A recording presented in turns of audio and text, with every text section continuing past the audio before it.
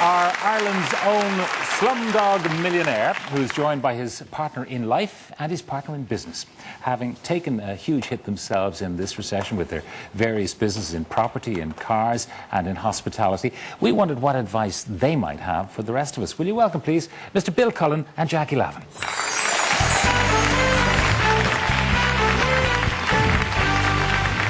Hi, Jackie. How are you? Very welcome. Thank you very much. Yeah. Two for me. Two. Thank you. You're very welcome. I should ask you, first of all, I mean, have you guys been touched by the recession like everybody else? Or are you insulated from all that kind of thing? Well, I'm really surprised that people are surprised, if you like, that we are touched by the recession. I mean, I don't know what they think, that maybe we should, at this stage of our lives, be out in Barbados, sort of on a beach chair or something like that, sipping a cocktail. But we're workers, and we really enjoy work. And but we are hit by the recession just like everybody else. All right, Bill, you're the motor business first of all. We're working harder than ever, Pat. OK, let's talk motors first. How bad is it? Motors is probably the worst of all in the country next to the construction industry. We're down 70% in sales, and that's unsustainable. It's terrible to think that a lot of it has been caused by the Green Party. The Green Party? Yeah, the Green Party in last July brought out the vehicle registration tax and reduced it completely, which reduced the value of all the second-hand cars, and that has stopped sales completely. Because while your new car price came down, your used car price dropped more, so the money to swap was greater. So what we've seen them do is they've written 16 billion off the motor cars on the roads in Ireland.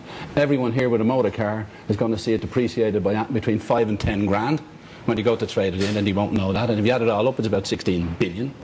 So when they go to get a new car, they think, I'll have to borrow X from the bank, and it'll turn out to be a lot more than X. A lot more than they thought. The last time they changed for 10 grand, they're going to be changed for 20 now. And that's the big thing they're going to be hit with. On top of that, the government have lost 1 billion in VRT and VAT a year. And that's continuous. No one got any benefit from it.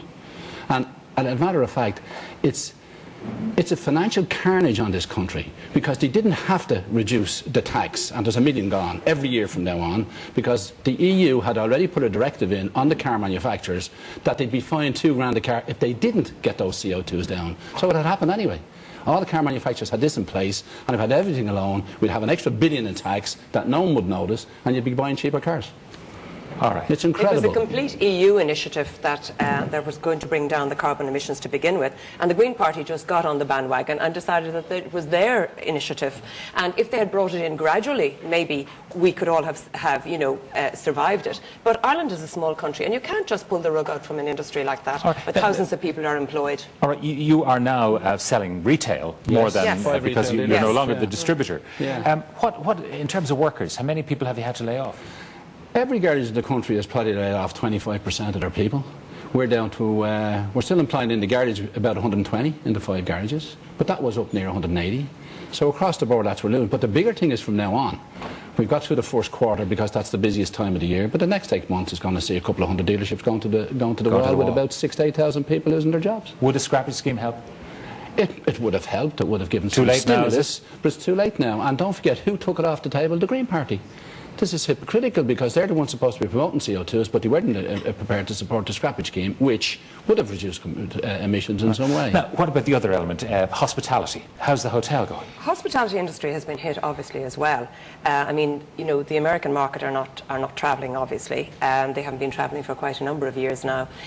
We're lucky in that we have a huge base of home Irish people who actually love the hotel and come to the hotel and love Killarney. Of course, it's one of the best destinations, outside of Dublin for people. Have you had to let people go?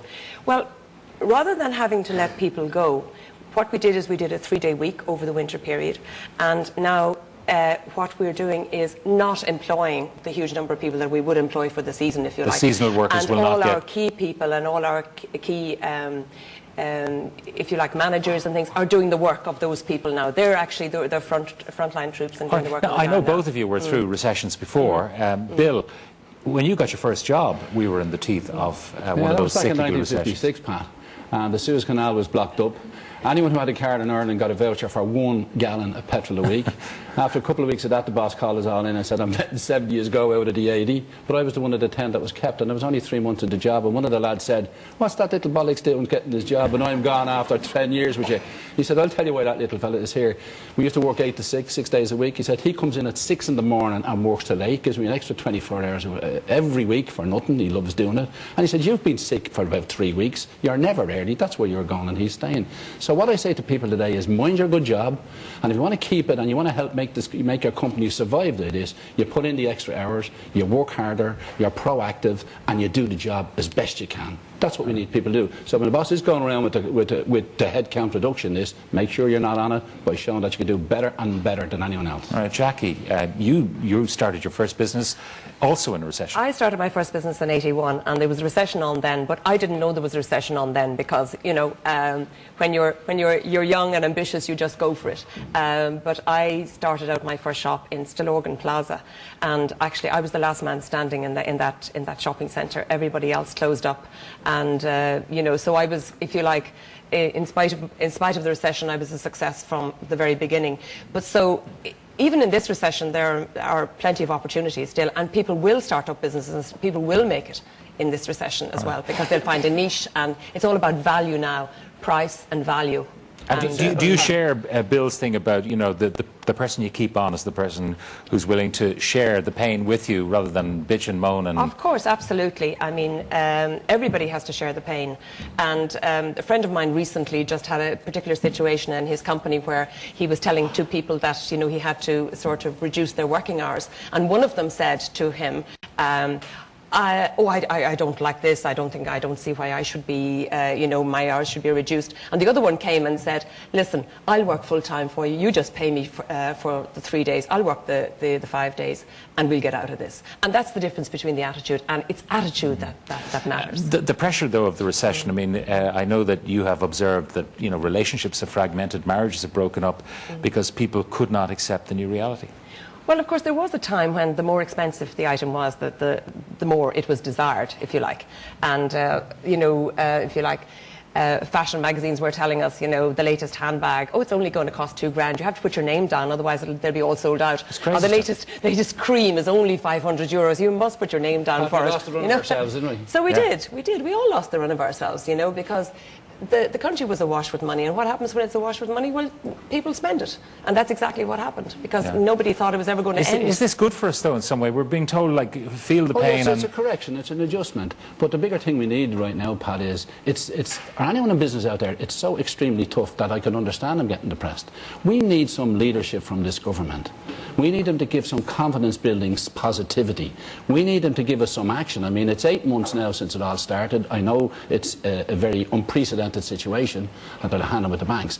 But there should be a way of creating jobs, keeping people in jobs, some actions to do that. And I can think of plenty of them, and they've done them in other countries. And there's nothing happening. We're listening to a silence from our leaders. And they're going off now on 3 months for their holidays. What are we going to do? We're going to have a ship there with no one at the helm when we really need them there on full alert. We need to show, they need to show us that they're behind us, that they have actions that's going to help business and everyone in particular, and that is not happening. We have a silence. Would you not do a George Lee yourself and go into politics? Listen, I'm one of the old age pensioners, Pat.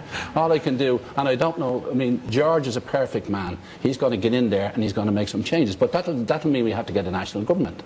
Do you think Fianna Fáil are going to win anything in the elections coming up? Whether it's the MEPs or the local elections? No. Will that not drive both the Fianna Fáil party backbenchers and the other parties to say we need some sort of a national government? It might even take them out completely. But you've got to do something because, you know, doing nothing is a decision.